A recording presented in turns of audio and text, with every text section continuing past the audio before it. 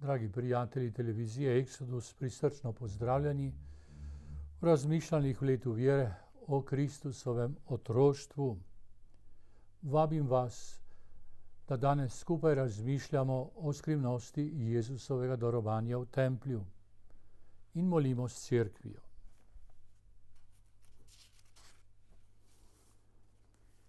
Svetišče vse naj zažari, Boga primerno počasti in veri sprejme ženina in z njim nevesto večnega. Prihiti, srečni Simeon, kar čakal si je pred teboj, in razodeni narodom, kdo njihov je odrešenik. Marija, Jožef nosita svetišče Sina Božjega, ki se postavi pokori, čeprav ji tega dolžen ni. Daruj, o Mati Jezusa, ki tvoj je sin in sin Boga, po njem se vsi darujemo, po njem se odrešujemo. Slavimo vdano Kristusa, ki se je ljudstvom razodel, Očeta tudi in Duha, tako sedaj in vekomaj. Amen.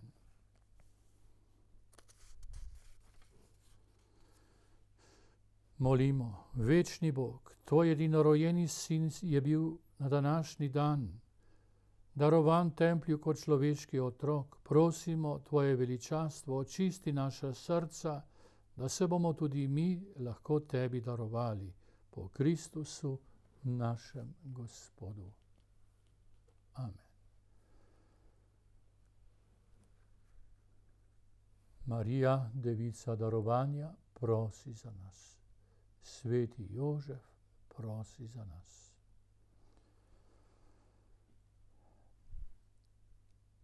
Kakor smo zadnjič rekli, kristjan je tisti, ki želi v svojem duhovnem življenju prehoditi vsa obdobja svojega odrešenika Jezusa Kristusa. Se pravi, da se najprej potopi v skrivnost njegovega učlovečenja, potem v skrivnost tistih 9 mesecev, ki jih je Jezus, človečeni Bog, preživel pod materinim srcem, in meseci, s katerimi posvečuje vse še nerojene otroke. Vsi ti nerojeni otroci so potopljeni v skrivnost teh 9 mesecev človečenega Boga, ki je za nas postal človek. 9 mesecev, ki jih je preživel pod materinim srcem. Čudovita je ta skrivnost in premalo o tem premišljujemo, kako so vsi meseci, ko otrok prihaja na svet, po Jezusu Kristusu posvečeni. Naj se na vse nerojene otroke razliva milost teh 9 mesecev, ki jih je Božji sin preživel na čudovitejšem svetišču, nje, ki je brez madeža izvirnega greha spočeta. In na Jezus Kristus po skrivnosti teh 9 mesecev varuje vse nerojene otroke, tako da se vsi srečno rodijo. Potem smo razmišljali o Gospodovem rojstvu, o ponižnosti Boga med nami, ki nas vabi v sebi, svoje oboštvo, s katerim nas hoče po svoji ljubezni neskončno obogatiti, obdariti in potopiti vase, da postanemo bolj in bolj Božji otroci. Razmišljali smo o obrezovanju Jezusovem 8. dan po njegovem rojstvu in še posebej o njegovem presvetem imenu, ki naj ga izgovarjamo z največjo pobožnostjo in z največjim zaupanjem, saj je ime našega Boga in odrešenika. Kako vesel je Jezus, če izgovarjamo njegovo presveto ime. In če hoče kaj hudič preprečiti, je to, da bi kristjani nehali izgovarjati ime svojega odrešenika. Danes želimo razmišljati o Jezusovem darovanju v templju. Poznamo zgodbo tega darovanja. Kakšen je pomen Jezusovega darovanja v templju? Jezusovo darovanje v templju, tako govori katekizem, ga kaže, kako kot prvorojenec pripada Gospodu. Jezus je ves Božji. Je Božji seveda, ker je Bogu enak po svojem veličastvu. Je pa Božji tudi kot človek. In s tem darovanjem v templju hoče Bog pokazati, da smo v Jezusu Kristusu tudi mi vsi Bogu darovani. Človek je k Bogu obrnjeno bitje.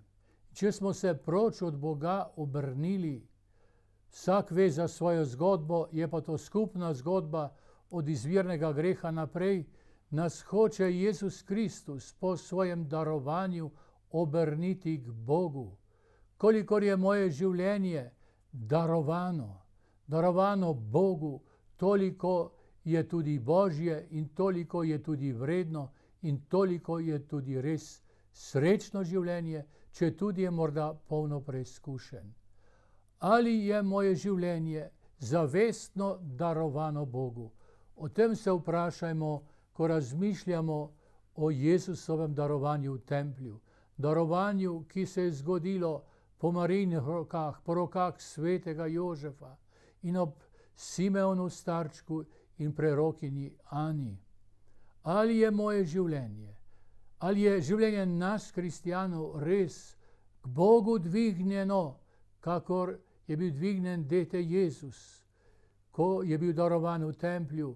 Ali je moje življenje resnično daritev Gospodu, všečna daritev Gospodu? To je ključno vprašanje, še kako aktualno, ko razmišljamo o Jezusovem darovanju. Torej, ne samo vsak izraelski prvorojenec, kar pomeni ponos družine, Jezus je bil edini, glejte, ampak vsi mi moramo biti darovani Gospodu. To je smisel naše molitve. Človek ima svoje srce za to, da ga povzdigne Gospodu. Kaj ne rečemo pri sveti maši? Kvišku srca imamo jih pri Gospodu. Pa se pri tem, če izgovarjamo nekje nezbrani, ta odgovor skoraj da zlažemo pred Božjimi očmi. Ali je moje srce, vse moje življenje, ne le tisti trenutek, ko sem v cerkvi, ampak vedno in povsod povzdignjeno Bogu, kvišku srca. O, da bi Bog mogel reči tudi o mojem srcu, da je njemu darovano in da je darovanje mojega življenja pri njem tudi sprejeto. Torej, to je prvinski smisel tega darovanja. Obred pa, za katerega je šlo v Stari zavezi, seveda je bil, kakor beremo pri evangelistu Luki, pravzaprav obred očiščevanja. Ko so se dopolnili dnevi njenega, Marijinega očiščevanja po Mojzesovi postavi, so ga, se pravi Jezusa, prinesli v Jeruzalem, da bi ga postavili pred Gospoda. Po Gospodovem obrezovanju je morala Marija kot vsaka izraelska porodnica počakati 33 dni, kakor je bilo rečeno, v lastno očiščenje. Tukaj seveda se začudimo, pa kako je to mogoče, da bi Marija bila potrebna kakršnega koli očiščenja. Da bomo se zdaj spuščali v te judovske obrede, lahko pa zagotovostjo trdimo, Marija, ki je brez madeža, izvirnega greha spočeta, ki je vsa v luči in je žena luči, gotovo ni bila potrebna nobenega očiščenja. Ampak smo že prej videli, gledajte, kako se je Jezus, Božji sin, podvrgal postavi in je moral biti po obredu obrezovanja vključen v izvoljeno ljudstvo, on, ki je izvoljeni, ki je Božji sin od vekov in na veke. Tu je Božja poniznost, podvrgal se je tej judovski postavi in tako se je podvrgla tudi Marija. In tudi sveti Jožef je gotovo razumel, zakaj gre, saj je bil uveden v skrivnosti Božjega učlovečenja in je postopno, kakor Marija, vstopal v to brezdanjo skrivnost, kdo bi je mogel razumeti, da je Božji sin postal človek. To je vrtoglava skrivnost. Nam je to nekam logično in jasno. To je vrtoglava skrivnost, kako je to mogoče in zakaj je Bog postal človek. Tako rekoč samega sebe izničil in se ponižal v to našo človeško bedo in ničnost in grešnost. Nadaljujemo torej. Prinesli so deti v Jeruzalem, da bi ga postavili pred Gospoda, kakor je bilo rečeno Gospodovi postavi. In da bi žrtvovali, kakor je rečeno v Gospodovi postavi, 2 grlici ali 2 golobčka. To naj bi darovala Marija.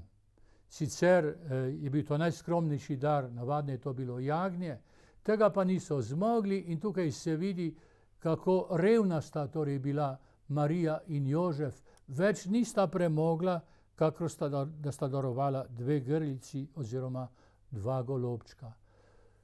Papež lepo poudarja v svoji knjigi Jezusovo otroštvo, ki te dni izide ali je že izšla v Sloveniji. Glejte, tukaj se kaže, kako sta bila Marija in Jožef in sploh sveta družina že od samega začetka prišteta med ubožce Gospodove. In tem ubožcem Gospodovom je namenjena vsa Božja ljubezen.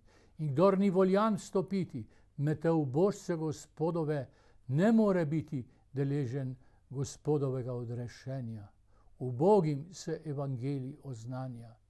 Če tudi si morda imenitnik, danes jih bo vse malo, vendar nam vsem je vstopiti v to uboštvo Marije in Jožefa, uboštvo Jezusa Kristusa, da bi potem mogli res stopiti v to življenjsko darovanje, kakor naš Gospod. Bilo pa je tudi predvideno, o temu evangelij ne poroča, pač pa je to bila judovska postava in papež Benedikt o tem govori v svoji knjigi, da darujete tudi 5 šeklov, torej judovski denar, v odkupnino za otroka, ki ga darujeta za prvorojenca. V tem primeru za Jezusa edinca. V njem smo pa pravzaprav vsi. 5 šeklov v odkupnino, namreč, ker vsak od prvorojenec je bil po postavi darovan Gospodu. O tem piše 2. Mojzesova knjiga, ko je šlo za izhod iz Egipta. Vsak prvorojenec je darovan v Gospodu, je Gospodov in ostane Gospodov, vendar seveda starši ga želijo dobiti nazaj, da je pri njih doma in potem živi normalno življenje. Za to odkupnino pa so morali plačati 5 šeklov. Papež pa lepo pravi, da tukaj ni govor, ko evangelist Luka poroča o darovanju v templju, o odkupnini, da bi bil vrnjen staršem, ampak je govor o darovanju. Ta poudarek daje Luka in to je bistvo.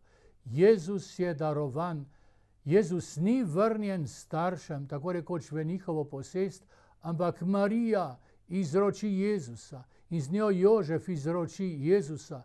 Oba ga izročita Bogu in to je začetek tega Kristusovega darovanja. On je darovan Gospodu.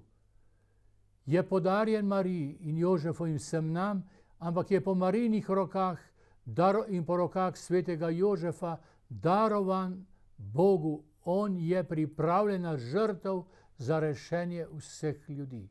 To je torej ta duhovnost darovanja v templju. Duhovnost Kristusove žrtve.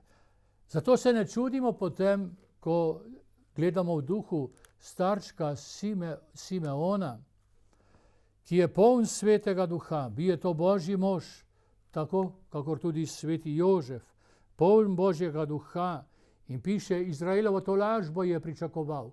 Ta tolažba je obljubljeni Mesija in sveti duh je bil nad njim in ta ga je vodil in mu je razodel o njem samem, da ne bo videl smrti, dokler ne bo videl Gospodovega maziljenca.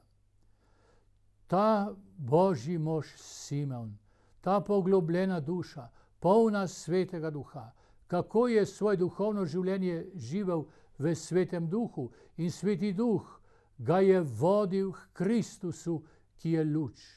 O, da bi živeli kakor starček Simeon v Svetem Duhu in da bi se dali voditi Svetemu Duhu, da nas privede na kraj razodetja, tu v tem primeru kraj darovanja Mesija po Marijinih rokah.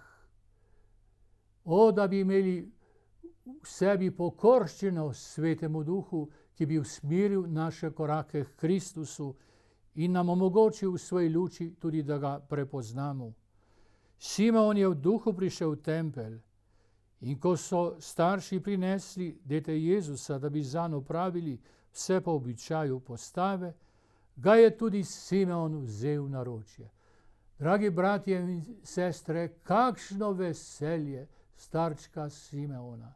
Vse njegovo hrepenenje je bilo usmerjeno v prihod Mesija in je upal, tako rekoč proti upanju, ker doslej nihče pred njim ni doživel tega, da morda bo on doživel prihod Mesija, kakor mu je Gospod tudi razodel. Ne boš umrl, dokler ne boš videl Mesija. Kako se je ta Božji mož veselil, s kakšno hvaležnostjo, ves pretresen v duši, je vzel dete Jezusa v svoje naročje. To ni šlo za neko človeško ganjenost, kakor imamo mi vsi, ko gledamo otroka ali ga vzamemo naročje. On je gledal Mesija obljubljenega, v Svetem Duhu ga je prepoznaval, odrešenika vsega sveta, hrepenenje vseh narodov. V roki je držal utelešenje, hrepenenje vsega Izraela. To je resnično čudovit trenutek stare zaveze, ki je dosegla vrhunec in starček Simeon je bil izbran, da v imenu vse stare zaveze zapoje svojo hvalnico in je tudi zapel. Piše, slavil je Boga, slavil je Boga. Dragi bratje in sestre, kaj pa mi? Kaj pa mi? Tudi mi prejemamo Jezusa. Zlasti, ko gremo k svetemu obhajilu, se združujemo tudi telesno z njim. Tudi mi jemljamo njega v svoje roke, v svojo dlan, v svoja usta. O, da bi ga v srce sprejeli, v naročje svojega srca in da bi tako kot starček Simeon tudi mi slavili Boga za to, da nam je poslal odrešenika, obljubljenega maziljenca, Mesija, zveličanje nas vseh. O, da bi prepoznali Mesija. Kako tjaven dan, glejte, bomo sebi priznal, pa najbrž boste tudi mnogi priznali, kako smo raztresani, ko smo pri sveti maši, pri sveti mašni daritvi.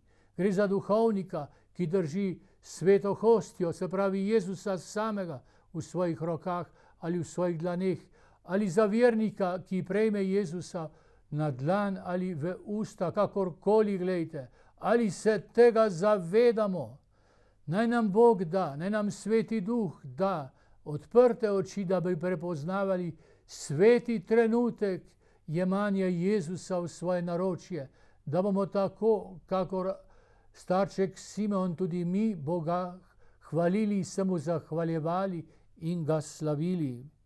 Čudovit je ta hvalospev, ki ga je Luka povzel v svoj evangelij, hvalospev starčka Simeona. Gospodar, zdaj odpuščaš svojega služabnika po svoji besedi v miru. Kaj ti? Moje oči so videle tvojo rešitev, ki si jo pripravil pred obličjem vseh ljudstev, luč razodetje poganom in slavo Izraela, tvojega ljudstva. Po Simeonovih ustih so govorili vsi pravični, vsi sveti in svete stare zaveze. To je hvalnica vse stare zaveze odrešeniku, Mesiji, ki je prišel. O, da bi naše hrepenenje bilo v tem, da bi videli Jezusa. da bi se z Jezusom srečevali kar vsak dan, ali vsaj tedensko, ko smo pri nedeljski sveti maši. Vedno, ko kličemo njegovo ime v molitvi, ali drugače, tudi ko hodimo po poti in še posebej, ko smo pri sveti maši in ko ga prejmemo v svetem obhajilu. O, da bi v nas bilo nekaj duha tega starčka Simeona. Kajti moje oči so videle tvojo rešitev. O Jezus, ki te prejemam pod skromno podobo kruha, ti si moja rešitev, tebe gledajo moje oči. In ko smo v češčenju Najsvetejšega, ko je Jezus med nami in ga gledamo v sveti hostiji, glejmo Jezusa, dragi bratje in sestre. Ne glejmo vase, ne premišljujmo drugih reči.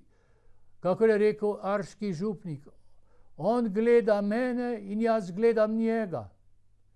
Dete Jezus je gledalo, tako sklepamo, starčka Simeona. Kakorkoli Bog ga je gledal in Simeon se je zagledal v oči deteta Jezusa, svojega Boga in odrešenika, Mesija, kakor ga je prepoznaval. Glejte, to je skrivnost krščanske kontemplacije, skrivnost krščanskega zrenja Boga. Potrebna nam je živa vera, da bi častili Jezusa v njegovi skromnosti. In ta trenutek Jezusovega darovanja se ne neha. Glejte, ker Jezus je enkrat darovan Bogu v žrtev našega odrešenja in ta žrtev se nenehno obnavlja na naših oltarjih. Dovršila se je, kot vemo, na gori Kalvariji in vesiju Gospodovega vstajenja. Tu pa je prvi začetek tega darovanja. Ko gledam Jezusa, sem zagledan v njegovo darovanje, ki je iz ljubezni do mene.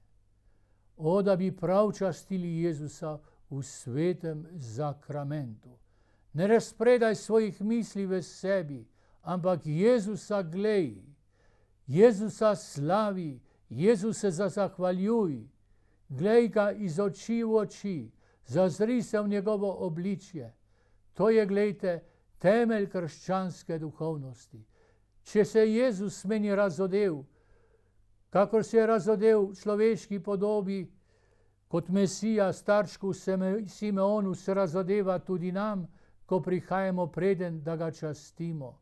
Glejmo Jezusa, glejmo ga s srcem. Kako bi mogel odmakniti pogled od Jezusa, ko sem pred njim, če vem, da pa mene Jezus gleda? Kako moram tam odmakniti svoj pogled? Če je češčenje svetega rešnega telesa, potem je Jezus tu, da me gleda, zato je sveta hostija pred menoj in če me Jezus gleda, bom tudi jaz njega gledal. Čudovite besede ali pa nam opomin spodbudo je izrekel sveti arški župnik. Potopi se v Jezusa, njegove usmiljene oči, njegovo usmiljeno srce, ko si pred Jezusom te gleda s srcem v srce. Blaženi trenutki češčenja svetega rešnega telesa. In če sedaj gremo naprej v Simonovem hvalospevu, pravi, moje oči so videle tvojo rešitev, ki si jo pripravil pred obličjem vseh ljudstv, luč razsvetljene poganom in slavo Izraela tvojega ljudstva. Simeonu so se razširile oči. Videl je, da nosi luč v rokah. Božjo luč, neskončno luč, ki je nič ne more zadržati. Luč, ki preseva vse vesolje in vso človeško zgodovino. Luč, ki se razliva in se hoče nenehno razlivati na vse narode sveta.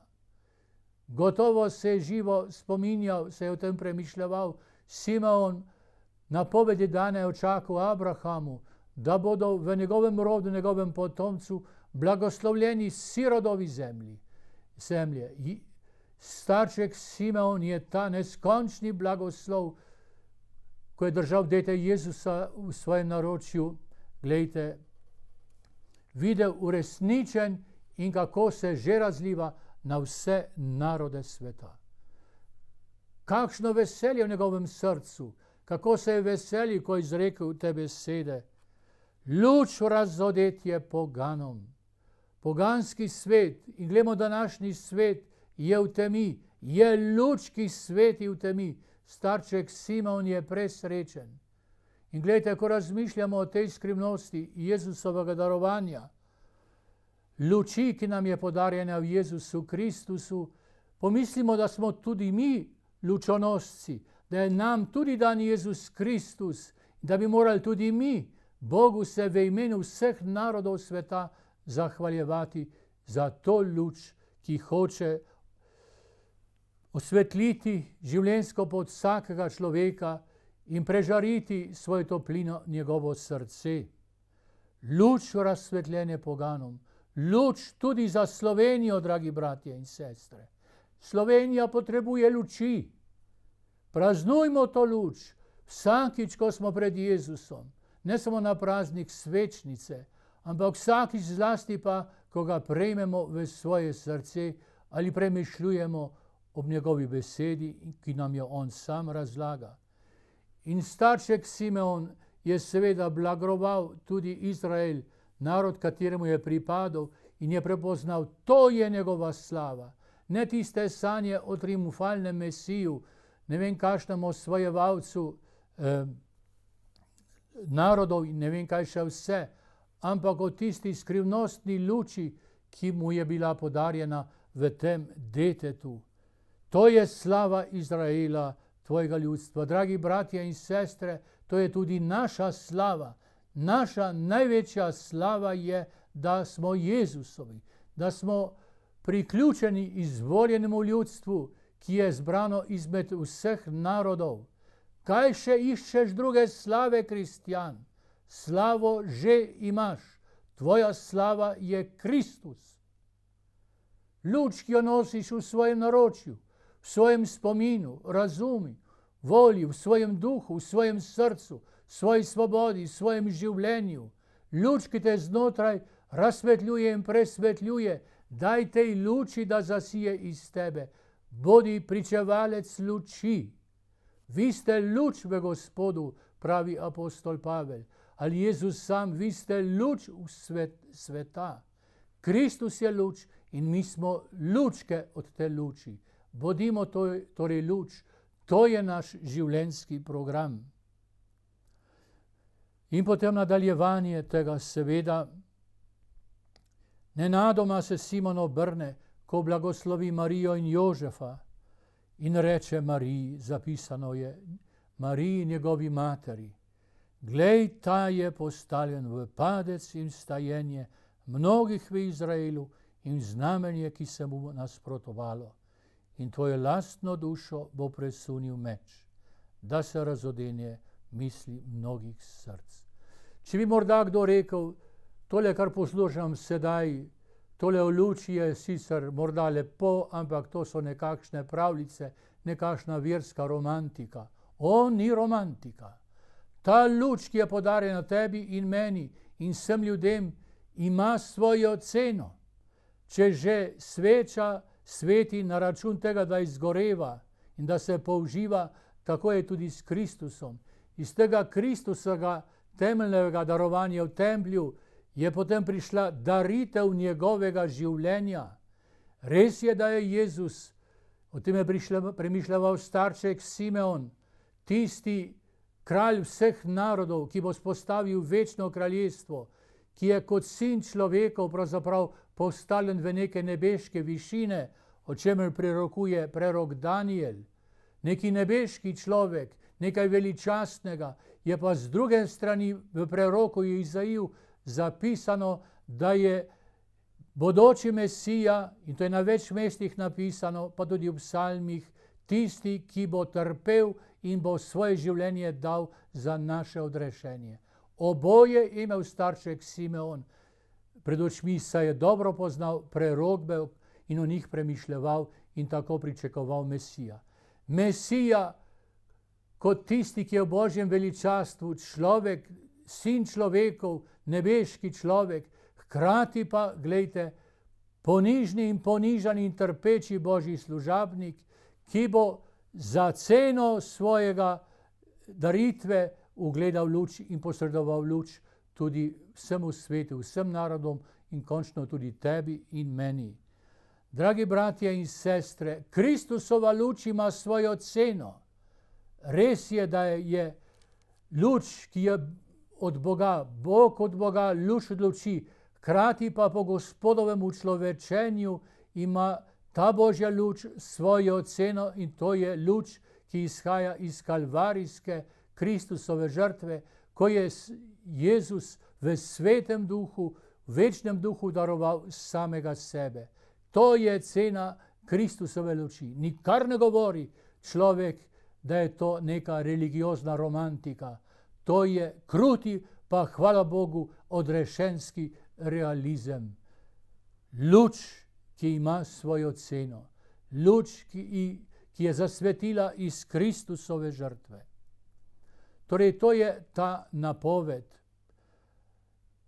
edinstvenega darovanja na križu, kakor pravi katekizem, ki bo prineslo odrešenje, katero je Bog pripravil pred obličjem vseh narodov.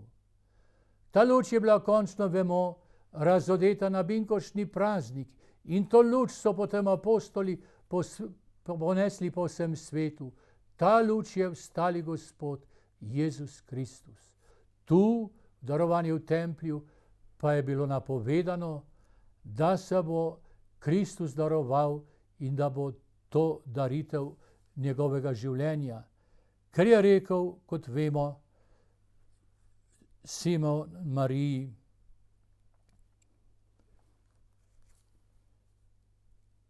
Glej, ta je postavljen, padec in vstajenje mnogih v Izraelu in znamenje, ki se mu bo nasprotovalo, in tvojo lastno dušo bo presunil meč, da se razodenejo misli mnogih src.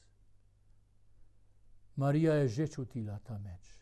Ona je že prej slutila, da odrešenje ne bo imelo lahke cene. In da ni nikakršna prva dama tega sveta, ampak da je mati odrešenikova, ki je poklicana v sodelovanje v delu odrešenja, ki ga je izvršil pričo svoje matere na križu njen sin Jezus Kristus. Tvojo lastno dušo bo presunil meč. To je pa realizem Marijinega duhovnega življenja. Marija se je tudi ob teh besedah vsem srcem sodarovala Bogu. Ko se je Jezus daroval po njenih rokah, se je ona z njim sodarovala in temu se je pridružil tudi sveti Jožef. Saj je samo za Jezusa in za Marijo živel.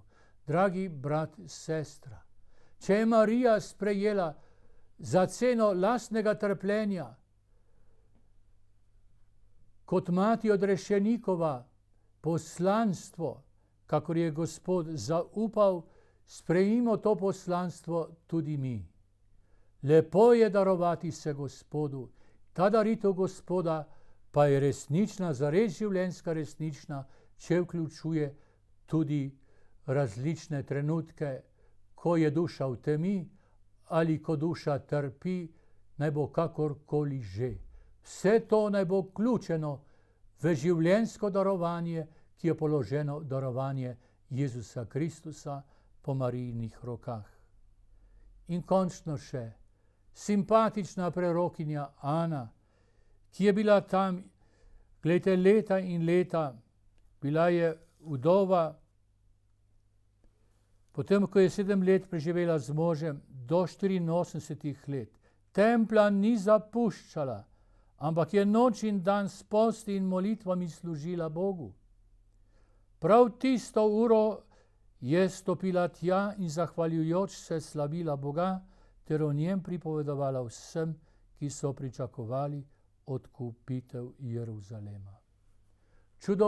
Čudovit lik žene in vseh tistih žena stare zaveze, pa tudi nove zaveze že vnaprej, ki vztrajajo pri Gospodu, ki srcem zvesto hodijo k sveti maši, ki molijo ob vsem nasprotovanju, ki želijo in hočejo biti dobri, ki se trudijo, glejte, ki so v imenu vseh pred Gospodom.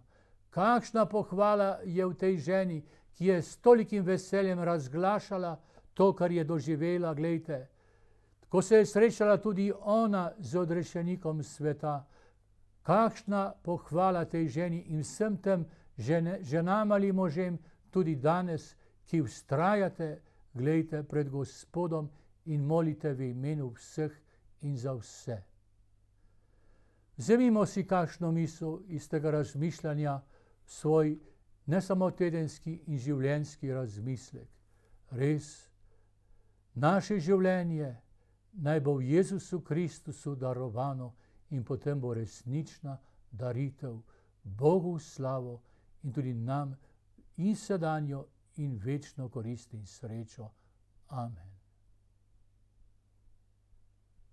Prisrčno vas pozdravljam.